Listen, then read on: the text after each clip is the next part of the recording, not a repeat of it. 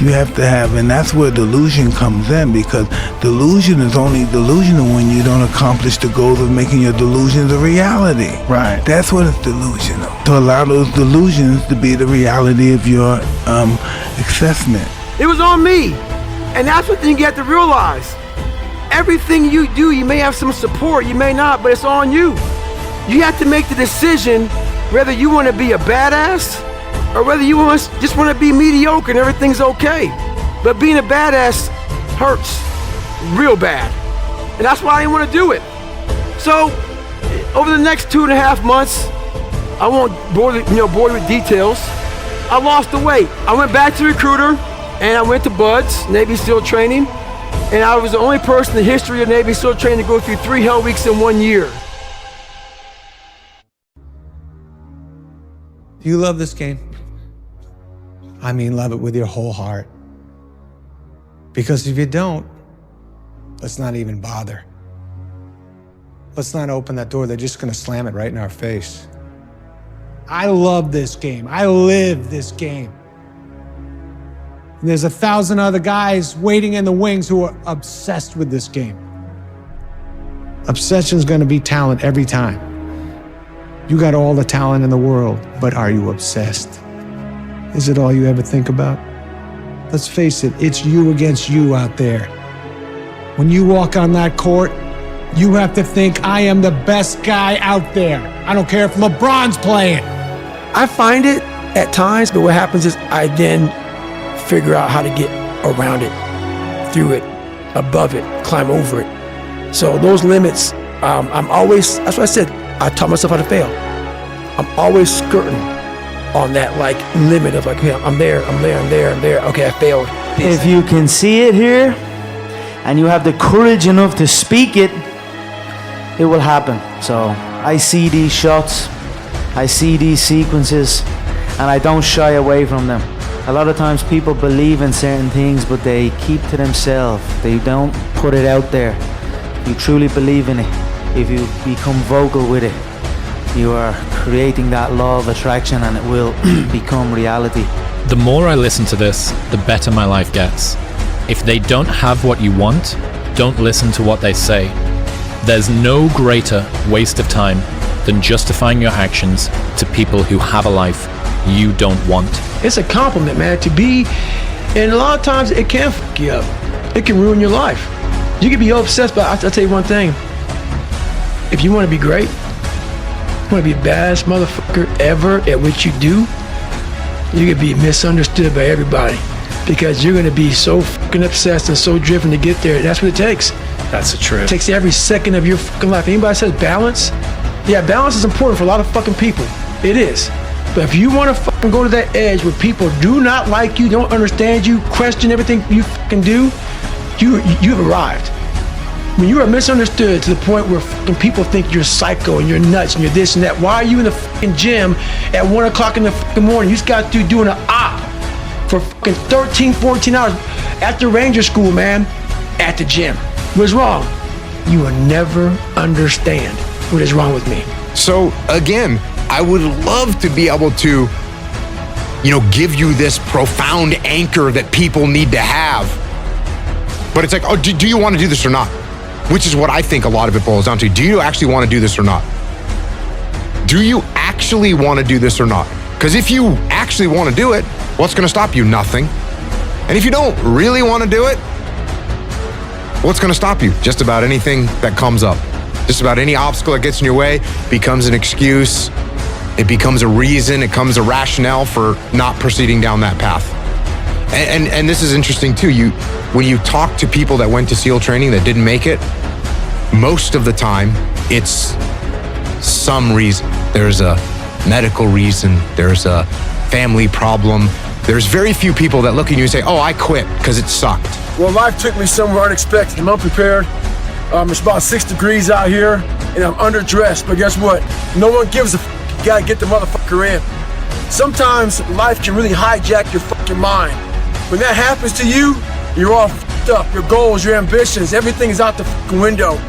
In life, we all go through different things. Sometimes your girlfriend or boyfriend breaks up with you. Guess what? Get the fuck over it. They no longer want you. Maybe you failed a test in school, you worked your ass off. Guess what? You failed the fucking test. Get over it, move past it. Learn to not let life hijack your brain. At work, you've been working your ass off for that new promotion. You don't fucking get it, someone else does. Maybe they kiss better ass than you do. Guess what? Get over it. Life will hijack your mind if you let it. Don't allow all these things to make you a lesser person. You must own your mind. Don't let life own yours. Get after it, stay hard. Maybe I can be that. And after becoming this guy, that is the biggest thing I can ever do in my life, is I became that guy. That I once looked at all these guys, now I look at myself like, God, who the fuck can do that? I can. But what it takes is a discipline that no one can ever even, they don't understand it. They don't understand, but everybody has the ability to do it, but they just don't want to. They want to keep asking questions and keep going to seminars. And the greatness is right in you. And that's why, once again, I'll say this a million times here, I do not feel sorry for you. I will not sugarcoat what I'm going to say to you, because all of you know what I'm saying is the truth. Everybody. Your success is like a spotlight shining down on their missed opportunities. Success, many will love you for it. The majority will hate you, because your success makes them feel insufficient in their current endeavor, reminds them of where they could have done it but they came up short, and how they didn't revisit it, where they went at it and failed, and failure is what stood. They never revisited it again. The difference between a winner and a loser, the failure is there every single time. It's just the winner gets back up and does it again, and does it again, until it goes his way. So now you're down that path and you're all alone. And my personal question to you is, why not you?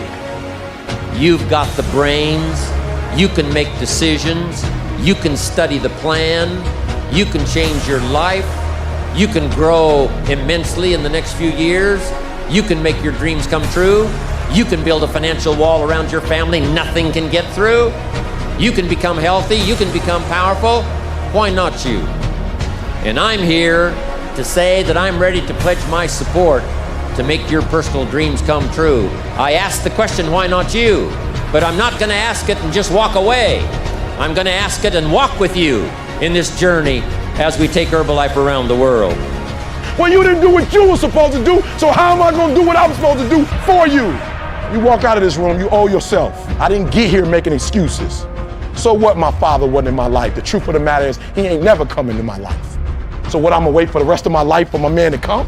No, I'm not at a country club. No, I don't play golf, and I don't plan on playing no time soon. But I'm still gonna be successful. I'm still gonna get you where they are. Why? Because I owe it to myself. And can't nobody stop me but me. And you need to get rid of them excuses, and you need to stop pointing fingers at people. And you need to start pointing fingers at yourself. What did you not do? The heart of a champion is a light switch that's always on. It doesn't go on and off when someone's watching. It's constant. It's how you look at something. If your name's attached to it, then you do it right, the best of your ability every single time. If you're dusting your countertops, do you dust around the picture frame, or do you pick the up and dust the entire thing? Do the job right or don't do it at all. That's the same person who has his hand raised on the podium one day. Same motherfuckers. How you hold yourself in the small things of life. Build the character winning blocks of the things that we're remembered for. I see them as one and one the same, guys. It begins right now with no one looking, man. How you hold yourself, how you see yourself. What do you do when no one's watching? If you do it then, I guarantee you, you'll be doing it when everyone's watching. You cannot change your life unless you change something. If you always do what you always did, you'll always get what you always got. No matter what it is. Many times you say to yourself, I gotta lose weight, I'm too fat. And then you know what? During the day you eat at night, and then next day you get mad at yourself. Well, what do you want? What do you want? You gotta change something. Well, a lot of actors, I don't want to go see that. They feel funny. They don't want to see a director or see people. I go, no, you gotta try. You gotta get out there. You gotta fake it till you make it. Do something. They get embarrassed because they're not working. I said, well, then if you don't want to meet people, you'll always be not working. why would you not go for it? Why would you not take a chance? You know, Tone Bell was out here. He said, at one point in time, you got to take a chance on you. But see, let me help you understand something, in case you ain't thought about that. When you take a chance on you, I want you to remember something, that all of us were created in God's image. So when you take a chance on you, you're taking a chance on God. It's because God is in all of it. What's your biggest fear in life? And my biggest fear, honestly, was, let's say this. Let's say I don't care if you believe in God or not. I don't care. So let's just play a game with me. Let's say you're God, and we have a big, fucking long line of people. And I made it to heaven. 75 years old. I'm 300 pounds. I made it to heaven. I worked for Ecolab my entire life, spraying for cockroaches. That's what I did. But I'm dead. I'm in heaven now. And you're judging us all now. So we're in line. We're all sitting there in line, and you rip it down. And I'm next in line, David Goggins. I see my name, and I see all this shit, and God goes, hey, you say, read this, man. And I'm reading this list, and I'm seeing 182 pounds, Navy SEAL, Ranger School, motivational speaker, changing lives. Okay, man, pull-up record, all this shit. And I'm like, that's not me, man. And God looks at me and says, that's who you were supposed to be. Why not? Why not see how many books you can read, how many classes you can take, how many skills you can develop? Why not see how valuable you can become to the marketplace and to your friends and to your family? Why not see what you can make of yourself? Why not see how far you can go, how much you can see, how much you can earn, how much you can share? Why not? That's the heritage all of us have, in America especially, is to see what we can make out of our lives now that we've been given this extraordinary opportunity. I feel to be at the pinnacle of any game, in whatever you do, you've got to be a little bit gone to it. You're not all there. You've got to be almost insane to your craft. Not a lot of people can understand that. That's why I don't know about nothing else. I do not pay attention to nothing else. There was games of football on yesterday, there was rugby, there was this, there was that. And like normal society is like, let's talk about this and let's engage in this. And I can't do it. I just don't, people are talking to me and in my head I'm counting something. I'm counting up a number, or I'm knee deep in a sequence on the mat or on the feet. That's my life, sequences and numbers, nothing else. I cannot pay attention to nothing else. But what does it mean that you have to choose your regrets, okay? Well, if regrets are inevitable, if they're going to happen no matter what, an easy way to look at a decision is, rather than which do I want to do, which regret could I live with? Because there are certain regrets that you can't bear living with. Now, you can bear living with them, but they're going to be worse than other ones. Yeah. That's the regret. That's one regret of the sitting down and seeing them face to face and telling them you're going to leave their small mom and pop business and you're the main salesperson and it's going to be terrible and they're going to cry and you're going to feel like a piece of shit. That's one regret. Another regret is looking back at a decade that you waste in a job that you fucking hate. Yeah. So in life, you have to choose your regrets. You were born to do something great. I'm going to say that to you again. You were born to do something great with your life. You are not average and ordinary. And the third thing is this: there's a power to doing one more. And if you'll do one more, your one decision, one relationship, one meeting, one encounter, one thought, one podcast interview, one book away from a completely different life. You don't lack vision, you lack depth perception. You think you're further than you are and you keep keeping it in that distance because you think it's so far away. Oftentimes, if it doesn't go our way, we don't see it as a blessing, right? If something happens, an experience, if it doesn't go the way we want it to go, oftentimes we don't consider that to be a blessing. But some of the greatest blessings in our lives are things that didn't turn out or work out the way that we wanted it to, right? I know personally, right? My arm got paralyzed. I never thought I would be doing what I'm, one of the greatest blessings of my life. Because oftentimes when we would see a person at a certain destination or see somebody working in their purpose, when I was a young man, I would think, man, they had to always want to do that, right? That person teaching, that person speaking, that person like corporate America, that person, they had to always want to do that. And then when you ask them, hey man, how did you start doing what you're doing? Like, how did this happen? And then they go down the rabbit hole. No, man, I was trying to do this, Then this happened. One of the most important things, never, ever quit. Never quit. Never give up. Ability. I don't know if it's an ability or if you have it, just you can't quit. And I've seen people quitting, and if they would have held out longer, they would have been successful. I've seen it so much. I've seen some of the most brilliant people in the world that never made it because they were quitters. They were just quitters. They would quit. They just couldn't take it. They couldn't whatever. One of the things about loving what you do is that it's not work, and therefore you don't quit automatically. It's a lot easier not to quit. But you can never give up. Don't complain. Don't murmur. Don't talk negative. That's average people talk normal. Average people talk problems. The greats talk solutions.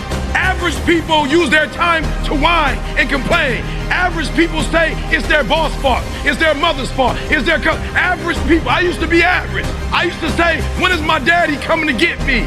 When is my biological father gonna come in my life? And while I would talk like that, I ended up getting kicked out of school. And while I talk like that, I ended up being homeless. And while I talk like that, I was broke. And then one day I woke up and said, Eric, nobody's coming to save you. But every time he was around certain people, he would clam up and be quiet because he was embarrassed that he wasn't working. And he was a great actor. I said, come on, man, it's all inside of you. Let it out. Meet people, shake their hand. Yes, I'm an actor. Boom, come on, don't be afraid. Everybody has that voice in their head that says, hey, could you really do this? Is it gonna happen? A lot of times we all say, somebody blows a whistle and says, all right, come on, you don't belong here, get out of here, we're taking you back. That's not the way it is. If you believe it, if you really believe that you could be something. I understand we want to make it about music, but I wanted to take this step to say, we got this new thing called classism. It's racism's cousin. This is what we do to hold people back. This is what we do. And we got this other thing that's also been working for a long time where you don't have to be racist anymore. It's called self-hate. It works on itself. It's like real estate of racism. Where just like that, when someone comes up and says something like, I am a god, everybody says, who does he think he is? I just told you who I thought I was, a god. I just told you, that's who I think I am. Would it have been better if I had a song that said, I am a nigga? Or if I had a song that said, I'm a gangster? Or if I had a song that said, I am a pimp? All those colors and patinas fit better on a person like me, right? Because, this person who judges you is supposed to know everything. Supposed to know from the time you're dead to the time you're, time you're born, time you're dead. I want this person to be up there to be like this, up there writing more about me, saying, I know you can do that.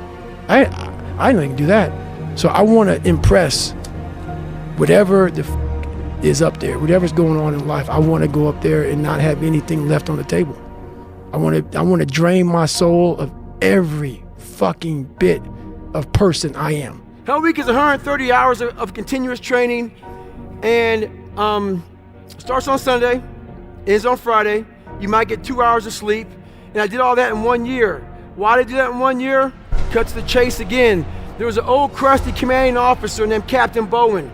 Captain Bowen was an old Vietnam vet. This was his last tour of duty. And he believed, so over 70 years this training's been going on. He believed no matter where you were at, you will start from day one if you don't make it through. It's time to stay focused. It's time to decide clubs, partying, trying to fit in and socialize, rub elbows with everybody so people can stop calling you weird. Why are you so antisocial? Because I'm trying to get it. Why are you staying on the basketball court so much? Because I'm trying to get it. Why are you out there practicing in the hot sun when ain't nobody else out there? Because I'm trying to get it. Why are you not clubbing? Like every time I text you and invite you to go do something fun and cool, you always studying. Because I'm trying to get it. Let me tell you something, homie. These women ain't going nowhere. These clubs, these parties, all this shit ain't going nowhere. The more weird you are is a reflection of how committed you are to focusing on your shit, molding and shaping and developing your ideas and your craft so that when it's time for you to make your rounds, you gon' fly. Those experiences of of going after goals that's beyond your comfort zone, and having relationships that will challenge you, and surrounding yourself with coaches and mentors who can take you to a place within yourself that you can't go by yourself because you can't read the label when you're locked in the box. And so those experiences, they challenge you to go to that next level and continue to move forward in your life, doing new and exciting things that eye has not seen, ear has not heard, nor has entered the heart of mankind what God has in store for you when you live a heart-centered life, deciding that you're going to live a life that will outlive you. You're going to live a life that counts, a life that will build a legacy and change the planet. The truth is, whatever game you play in life, sometimes you're going to lose a point, a match, a season, a job. It's a roller coaster with many ups and downs. And it's natural when you're down to doubt yourself and to feel sorry for yourself. And by the way, your opponents have self-doubt too. Don't ever forget that. But negative energy is wasted energy. You want to become a master at overcoming hard moments. That is, to me, the sign of a champion. The best in the world are not the best because they win every point. It's because they know they'll lose again and again and have learned how to deal with it. You accept it, cry it out if you need to, and then force a smile. You move on, be relentless, adapt and grow, work harder, work smarter. Remember, work smarter. You can accept that the work that you have done has created the outcome that you've created, but you do not need to accept that the outcome that you've created is the end-all be-all and the last outcome that you need to have. And so for me, like, the only version of acceptance that I have is that I accept that the version of myself that I want to be is so far from who I am, that I have this massive discrepancy that I have to overcome.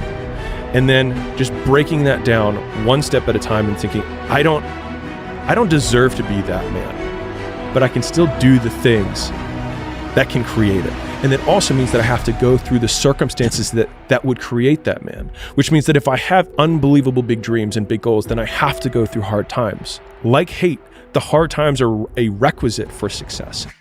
You have to become obsessed. This has to become an obsession of yours. You know, our obsessions become our possessions. And the truth of the matter is that most of you don't understand the effort, the time, the focus, the obsessiveness that's required to do something great with your life. You want to do something great, you better be great at it. Greatness rises. But you have to get great, and you have to be intentional, you have to be obsessed. And if people knew behind the scenes, this seems very easy, but I know your schedule. I know what you put into this. I know what the time is. I know what the relentless pace is. I know what the focus is. I know what you think about. I know this has to be something that's just infectious, and when people get around you, it emanates, and there's an energy, and there's like, this person's just gonna will this to happen. And when you have that, you have to be cognizant of your energy. You're always making people feel something, so take control of what they're feeling. You think you got so much time, man. Like, you think you got so much time. You know what I'm saying? Just in life. Like, one of the greatest things that happened, cause my life changed September 9th. When I woke up September 10th, my perspective was totally different about the entity of life.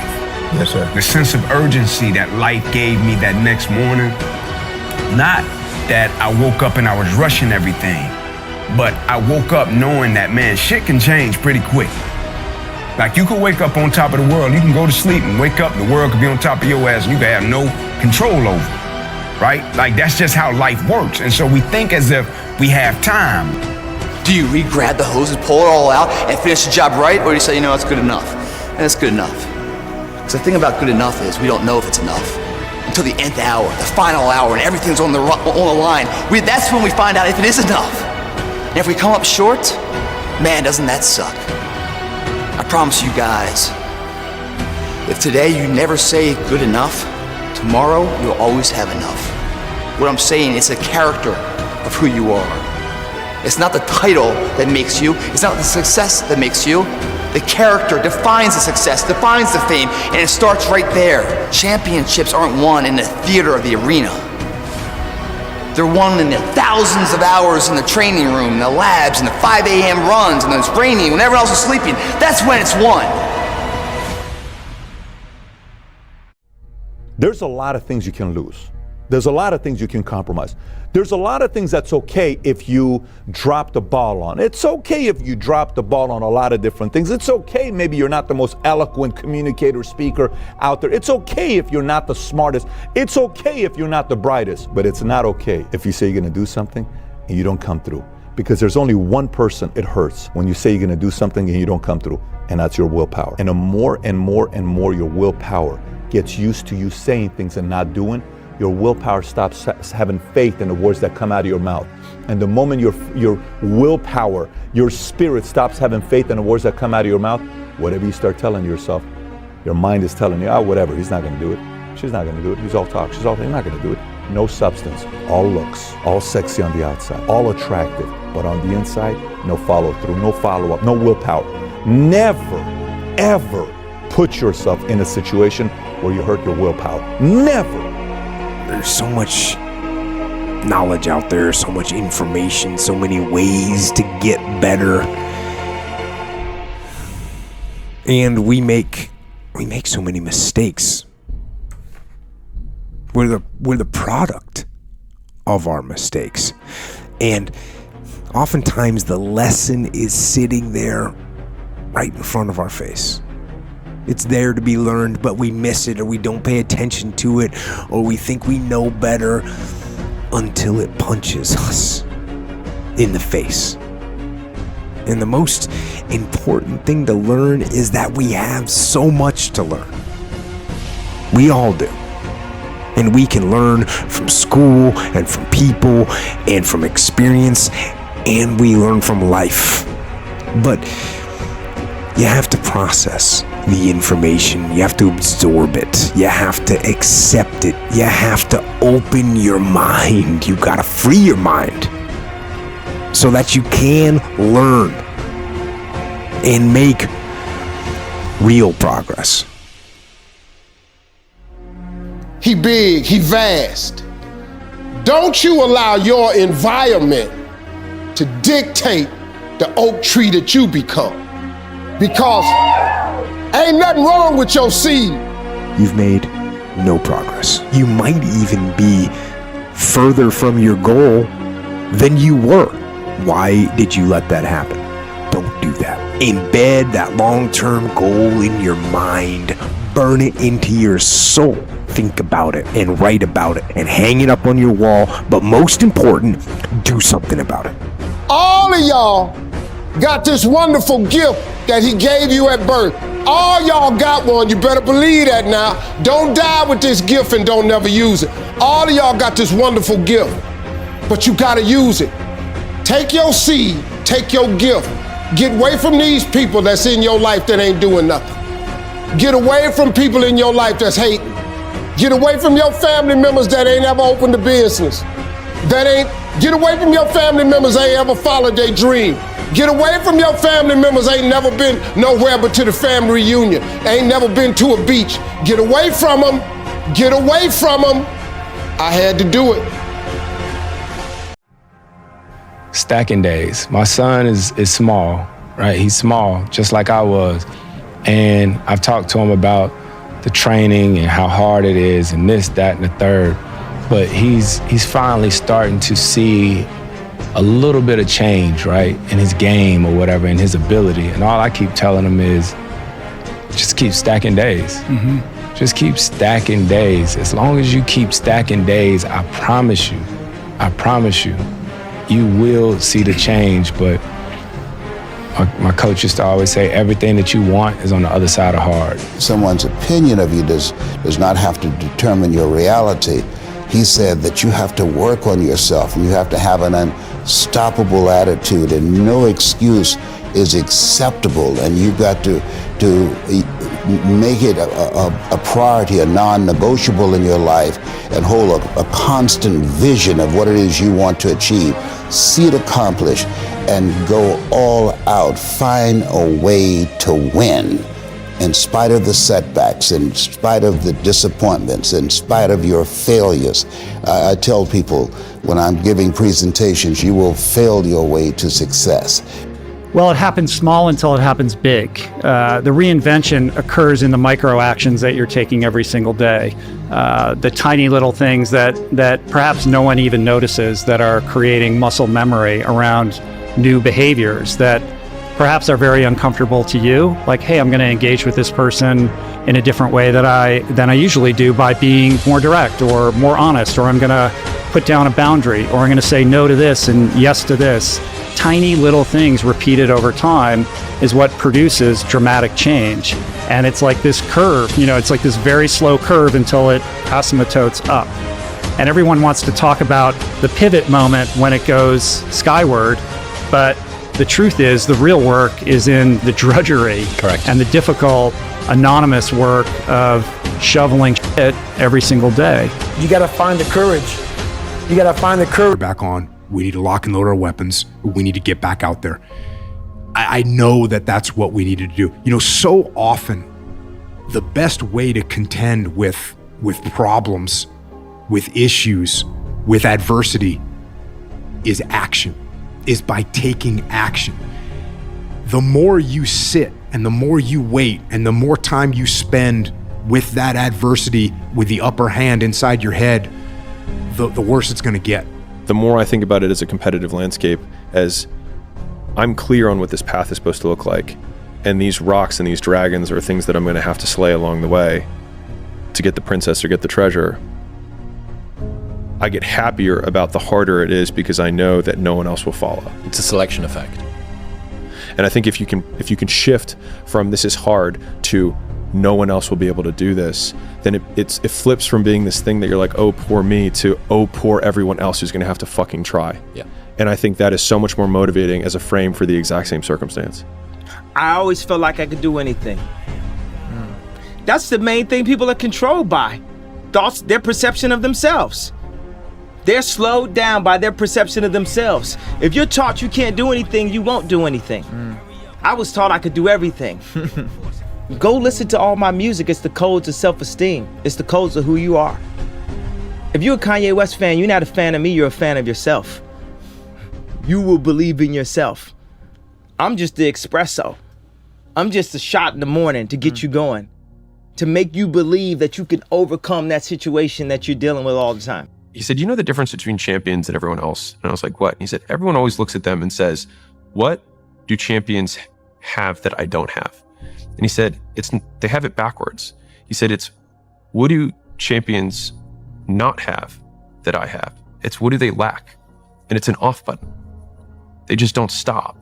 One of my early mentors told me about flyers. Put out 300 flyers. One guy called me back. So I called the mentor back up and I was like, hey, what the heck? This didn't work. I just put out 300 total. He just laughed. He's like, 300, test with 5,000, and then we do 5,000 a day after that. I was like, 5,000 a day? Yeah, like 150,000 flyers a month. And when he said that, I had this huge realization that I might have been doing the right thing all along, but I was just doing far too little of it. And at that point, I decided that whenever someone gave me advice, I wouldn't let the volume of activity that I'd done, committing to a plan, to be the reason it failed. And when people come to me with that kind of mindset, I can work with you.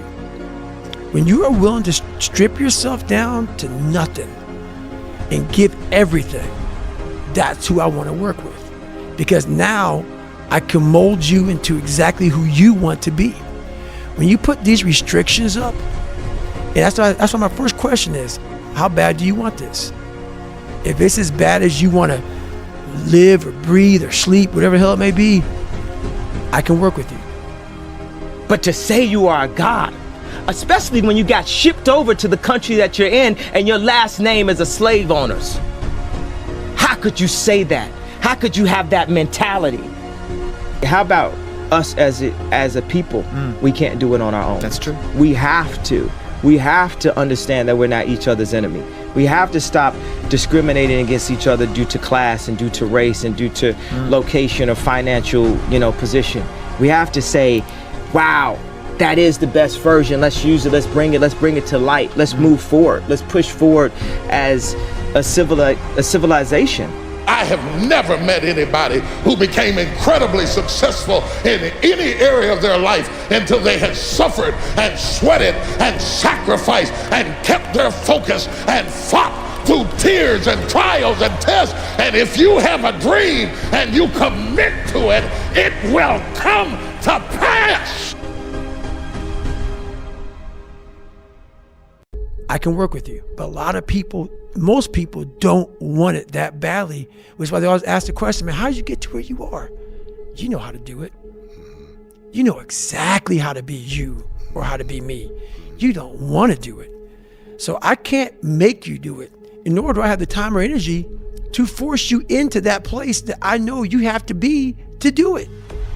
There's no luck in this game, man. It may be a little bit of luck, but the luck happens after you bust your ass and you put yourself in that lucky situation. Luck doesn't happen. You put yourself in that situation where luck might fucking happen. And that's what people don't know. But to get there, luck ain't gonna happen. You have to put yourself in that situation, man. It takes a lot of work.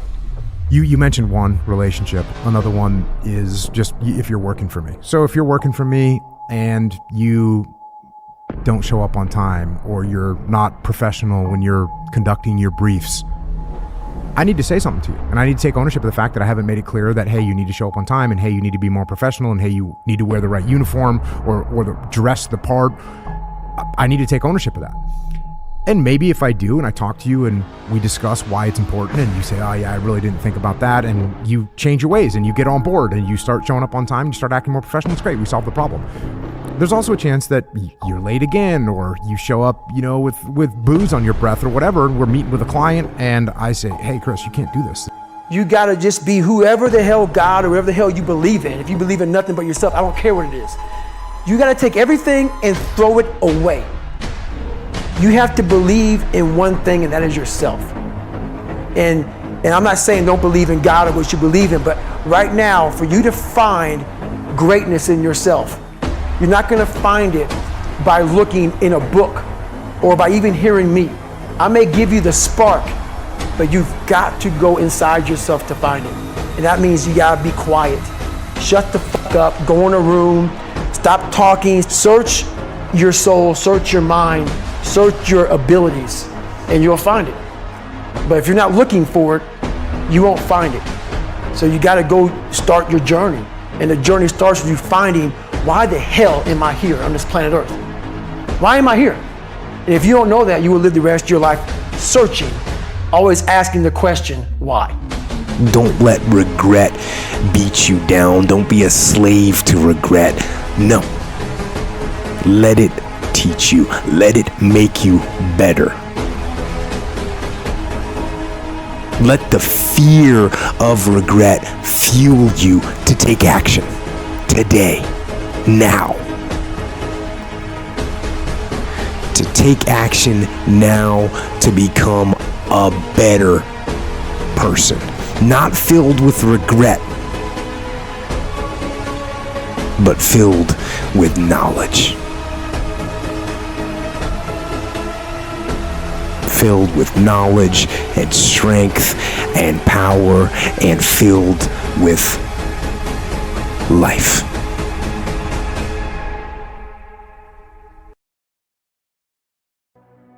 Therapy is not a means to its own end. It's a means to get back on your feet to move on with the business of life. So I think the goal is really, really important. The goal is the pretext for action. It also lets you know when you get to stop, because you should be good enough relative to what you actually need to accomplish in the world. There's a time to move forward. There's a time to move on. But the problem is that you have to face what you don't want to face in order to fix it. Yeah. And so you look at all the things about yourself that need to be burned off, that need to be dispensed with. And that, man, especially at the beginning, especially if you're screwed up, that may be like 95% of you just has to go up in flames.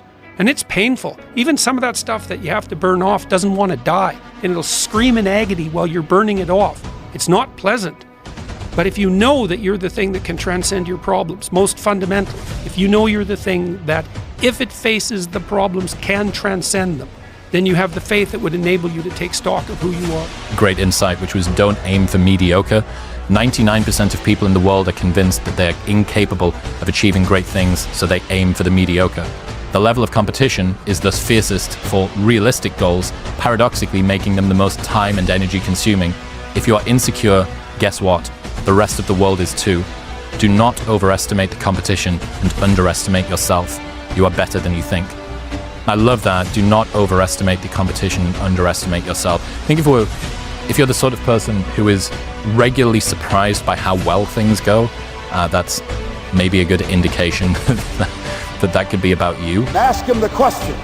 And I pose this to you. The question was, where have you been? Why are you here? And where are you going? You look at your life, you look at what you produce. Is it giving you what you want? Are you living on purpose? Are you living your dream? Are you acting on your ideas? Are you doing all you can do? Have you gotten comfortable? Are you procrastinating? Are you evading your own greatness? Are you surrounding yourself with people that can nourish you? Are you challenging yourself? Are you experimenting? Are you learning something different? And where are you going? What is it that you can get out of this session, out of this lecture? That when you leave here, rather than this just being a spectator event, that you got some idea, some dream, that you might have to go back and brush it off and look at it again and say, I've got to do this. This is my stuff. This is what I'm supposed to do. This is why I showed up. This is absolutely amazing, and I have something that I just want to say to everybody up there in the nosebleeds and everybody watching this on TV at home. Listen, I'm a normal person from a normal family, from a normal home, in a normal area, just like you guys watching at home. Sometimes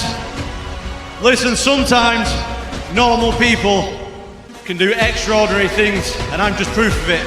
Let's just work hard and go for it, man. Stop holding back. Go for it.